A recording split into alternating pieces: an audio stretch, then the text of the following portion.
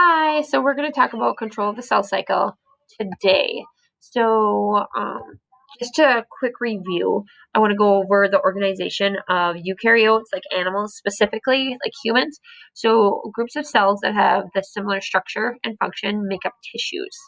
And then tissues are a whole bunch of tissues together make up a specific organ. So in this situation, these are like lung cells, like alveoli. Here's a whole bunch of alveoli together in this tissue.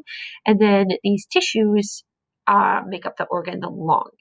And so all of the organs of the organ system, so like the lungs, the trachea, which is your windpipe, your larynx, which is your voice box, your nasal cavity, your mouth, your lungs, and your diaphragm, all of those make up the organ system of the respiratory system.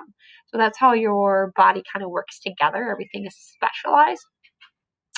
And so, just so when we get to talking about cancer, and we talk about like lungs tissue with cancers with that virtual lab that we do, then you'll know kind of having a background how that works. Okay, so let's review the cell cycle here. And we talked about this in a previous PowerPoint. G1, this is the cell cycle, this whole circle, right? G1 is where the cell grows. So it's a tiny cell here and it grows and grows and grows and grows and grows and gets really big. And then here in S phase, we talked about S means synthesis, to make. So DNA is doubled. So instead of one strand of DNA, there's now two identical strands. So that happens in S phase. And when it gets to G2 now it prepares for mitosis, so it doubles everything else. So like Golgi apparatus and lysosomes and ER, things like that are all doubled. And then M phase, see how tiny that is? Only like 10% is spent in M phase, and that's mitosis. That is where cells divide into two identical cells. Okay, so that is just a quick review of the cell cycle. So embedded in the cell cycle are proteins, which we didn't talk about yet. They control it. So G1, G1, G1, it's growing, growing, growing, growing. And then when it gets to a specific size, all of a sudden these cyclins are initiated and the cyclins are initiated and it says, oh, okay, prepare for synthesis. Okay. And then you have them everywhere. Like, so you have one here, you have one here, you have one here, here. And they're just like checkpoints to make sure that the cell's where it's supposed to be at. So say, for example, at this cyclin D, at this checkpoint, the DNA has a lot of damage. The cell will be like, shut down, and it does something called apoptosis, which is initiated cell death. So it might even cause the cell to die because it doesn't want to divide on that horrible, horrible DNA that's damaged. So there are cyclins everywhere. You can see them all here, and they all have names, which you don't necessarily need to know, but you do need to know they're there. And so all these cyclins are very important to prevent uncontrolled cell growth, which is cancer. Cancer definition of cancer is uncontrolled cell growth. It's growing when it's not supposed to. So cells can lose control due to failure to produce certain enzymes. So these cyclins, which are proteins, some of the enzymes attach to cyclins. So if these enzymes aren't made, then you could have cancer. You could have too many of them, then you could have cancer. Or you could produce them at the wrong times. So there's supposed to be a checkpoint, say right here. Say this checkpoint that was right here was right over here, or was right over here. It's not going to be successful. So all of those can cause cancer. Things that can cause the cyclins to be out of place or not working are the genes. What a gene is in specific is a section of DNA that controls protein production. So changes in that DNA to make this section longer, to repeat parts of the section, to delete parts of it, all those things can cause cancer. And cancer cells form tumors. This is a picture of a tumor, and it actually looks kind of cool, but it's not, obviously. Tumors deprive normal cells of nutrients because they grow so fast, they take the nutrients away from the normal cells. Kind of like if you have a kindergartner and a senior in high school eating out of the same pizza. Okay, well, the kindergartner is going to be like, oh, I'm going to take a bite. Oh, look at it, it's snowing. Oh, I like purple. Purple's really cool. They don't eat as fast because they don't need as much nutrients, or their nutrients they need is at a slower rate. Whereas seniors in high school are going to be like, oh my gosh, free pizza, eat all of it right away. So the seniors in high school, which would be which one? Cancer cells or normal? They'd be like the cancer cells because they take their nutrients at a faster rate and they're kind of taking it away. So the senior would eat all the food before the 5-year-old would be able to get it. Tumors can also, they take up extra space. I mean, a senior is ginormous compared to a 5K kid. and they can break off and move through the bloodstream and spread throughout the body. I always think of it like this. Have you guys all seen Jell-O? Think of you holding Jell-O in your hand. It's going to fall through, right? Jell-O's going to fall through because it sticks to itself in a container, but once you put it in your hand, it's going to fall through, okay?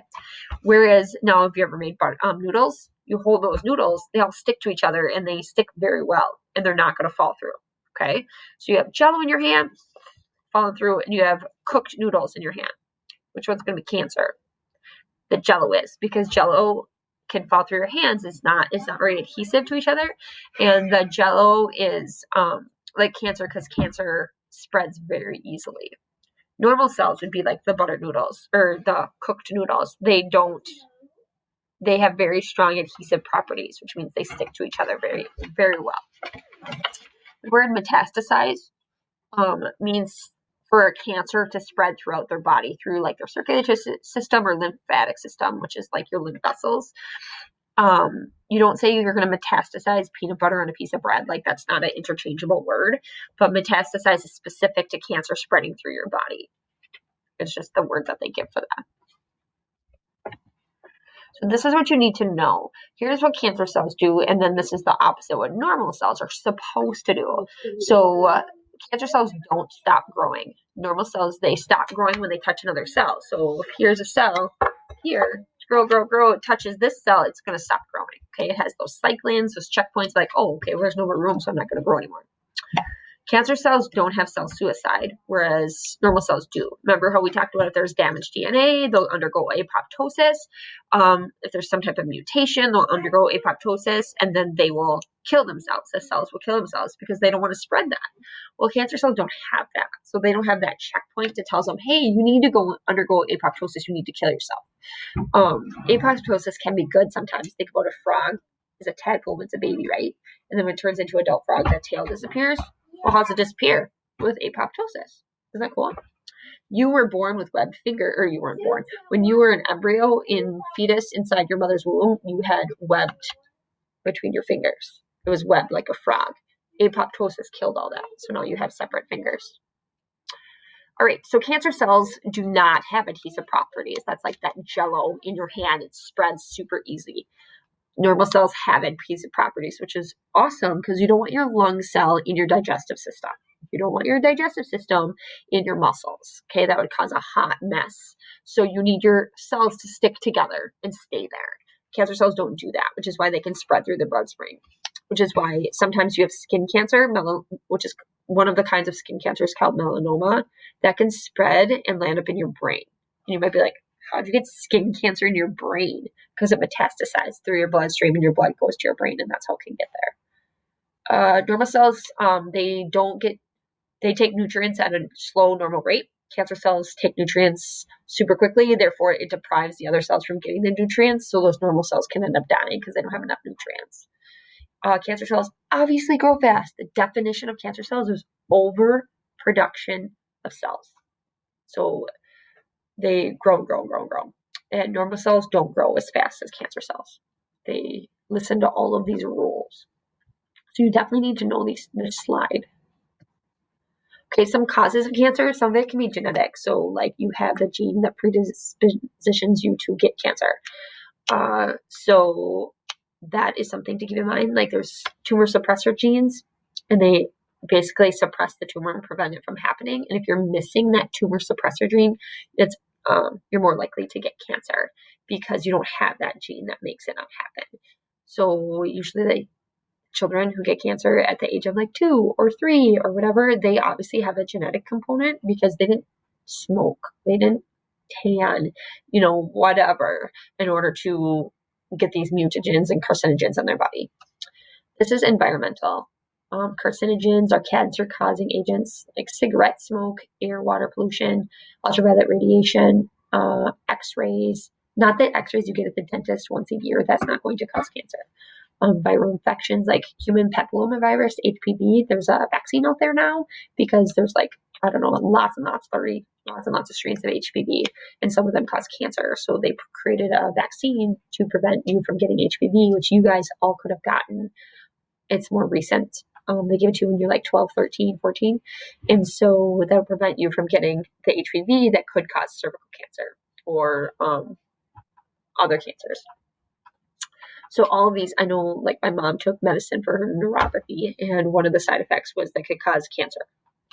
So there's also medicines that you can take that could cause cancer. So you have to make sure to read the side effects when you take prescriptions. Obviously, the way to prevent cancer is healthy lifestyle. So eat a well-balanced diet, lots of fruits and vegetables, lots of water, high fiber, vitamins and minerals. Don't just eat nutty bars and pizza every day. That's not going to help you. Exercise is super important to keep your blood flowing and your heart rate up and whatnot. So you're not sedentary. And then obviously don't smoke, don't drink alcohol, don't tan, things like that.